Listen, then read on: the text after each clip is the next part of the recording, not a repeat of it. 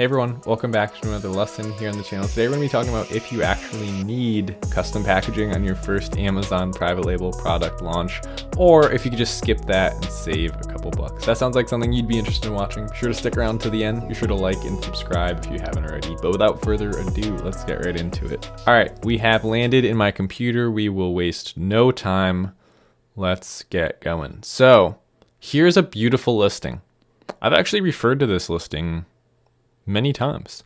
I think this is a good example of how a listing should be made. Optimized title, full bullet points. I don't know that I would necessarily keep the emojis in there, but beautiful first image that is on a white background, and it shows everything that comes in the kit. They've done a pretty good job of not showing props for the most part. They have one prop right here that doesn't come in the kit, but for the most part, I think people understand that. And I think it is unarguably effective to keep that in there. Now, what's the big centerpiece? Ironically, the packaging is almost taking up just as much room as the product or the props are. That's what today's video is all about. Do you need to do that kind of thing, or can you get away with not doing that in your first order? Let me tell you really quickly why you do need to do it. Okay, we're answering the question. Yes, you should do it. Need is a strong word. You don't really need to. It's going to help you a lot if you do. Now, here's the thing. If someone gets your product and they get a plain brown box and they order frequently from Amazon, already you might have put yourself at a disadvantage. When you're ordering most of your household goods from Amazon, especially this year, a lot of people are ordering from Amazon, not being able to go out and shop, you may not even recognize right away what a certain thing is. So you lose that instant connection to the customer where that branding should have taken place. Now, if you ordered a new iPhone, as soon as you open the box, you're going to know that's my new iPhone, and it's exciting, and you have that connection. And ironically, how many of you have kept the packaging to your iPhone for several years? I know, like I've had at different points an iPhone box like in a drawer somewhere. Why? Why do you still have that? I don't know. It's a nice box.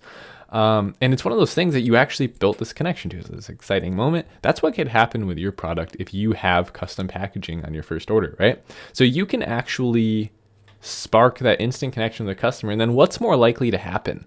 Are they more likely to buy from you? Maybe. With Amazon customers, it's not so much oriented on like customer retention, keeping them buying your other products. Most of you are just going to have one product. So it's not like usually those won't even be returning style customers either. In this case, it's more like what's the most important thing from our customers that we can get? Positive feedback, right? So this is really important for gaining good reviews. You see, they actually include this in almost every one of their pictures. Now, they did something really smart. They said you could use it as a planter box. They could use it. This is really smart. We'll talk about this in a second. But yeah, it's in almost all of their pictures, which is really, really cool. Now, look at their feedback, right? 4.3 out of 5. I mean, for 1,500, 1,600 reviews, that's awesome. I mean, I think you're not going to get much better than that once you surpass 1,000 reviews. Maintaining above a 4-star rating is honestly perfect. So in that case, I wouldn't be surprised if a lot of these customers showed pictures of the packaging. So they actually showed this product. I guess they had a little bit of issue with the tape or something. That's okay. They actually showed, and this happens to my products too, people will showcase the packaging in those pictures. It's basically like grabbing your customer, pulling them in, and it just makes the connection a little bit closer. When they get this plain brown box and it's just the product in there, right? I order a new lens cap, okay? If it's just in a plain brown box, I get it. It works. It fits on there. I'm happy. And that's pretty much the end of that story, right? I don't interact with that brand again. I don't do anything again. And if I have a problem with it, I'm much more likely to complain too. Oh, this was such a ripoff. Came in plain packaging. Thing didn't even work. If I have really strong connection with the brand, just visually, I'm not even talking about I know who the brand is, I know their story, none of that. Just if I see the packaging and it looks professional, you have these affirmation cards here, right? Like it's fun packaging, right? So instantly, I go for one of those. This is in a plain box. It doesn't work the same way, okay? If I were to complain, I'd be much more likely to complain and much more harsh in my complaint if I felt that the brand as a whole was untrustworthy. So just by creating highly impactful packaging, this is wood. That's actually a really cool design. But just by doing that, you're actually increasing the likelihood that customers will leave positive reviews and decreasing the likelihood that when they're leaving negative reviews, they'll be as bad of a negative review, right? You might get 3 stars or 2 stars because somewhere in the back of their head, they're going, you know what? The branding was pretty good. Maybe I had an issue with the product. Okay. So I think if you can find it in your budget to do custom packaging, usually this is not a budget crusher. It's usually we're talking $100, $200 depending on your order size. We're talking several $100s here. We're not talking thousands of dollars. It might even be far less than that. It could be $50. Okay. Usually most of the work is just finding the right designer, getting the supplier to agree to it, and moving forward.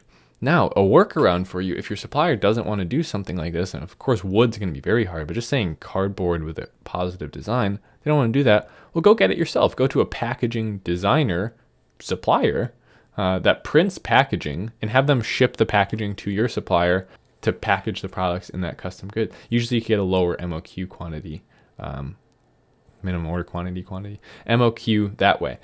So that's going to do it for today's video. Hopefully you get the point, right? Make custom packaging, right? It's what the name of the game is at this stage of selling on Amazon. Make sure you're doing it, even if it's not for long-term brand recognition, even if it's just for that first order. And let me address this really quick. Before we wrap up, there's one more thing that just popped in my head. Specifically, I hear a lot of people say this, I will get custom packaging after I get confirmation that it's a good product. I'm not going to waste it on the first try. Well, your first try with a product is most of the time the most important. That's what sets the foundation.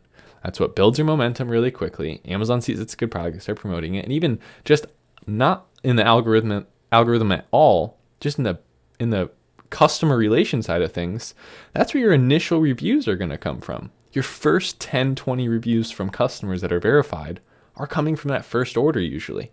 So if you have really crappy packaging for that, that's what everyone else thinks. And then even if you do it right the second time, you just shot yourself in the leg there, right? You've put yourself at a disadvantage because you didn't do it the first time. So that's going to do it for today's video. Be sure to like and subscribe if you haven't already, and click the bell down below so that you get notified whenever I release a video so you don't miss it. All right, guys, I'll see you in the next video. Thanks so much. Later.